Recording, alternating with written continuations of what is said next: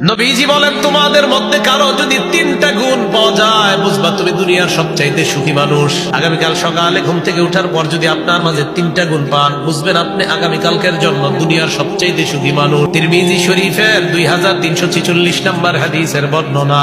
নবীজি সাল্লাল্লাহু আলাইহি ওয়াসাল্লাম বলেন, মান আসবাহা মিনকুমুল ইয়াউমা আমিনান ফি সিরবিহি। তোমাদের কোন ব্যক্তি যদি সকাল এমন অবস্থায় হয়, ওই ব্যক্তির সকালটা যদি পরিবার নিয়ে ভালো আছে এমন অবস্থায় হয়। 1 নম্বর, সকালবেলা ঘুম থেকে উঠা দেখছেন আপনি আপনার পরিবার নিয়ে খুব খুশি আছেন, সুখে আছেন।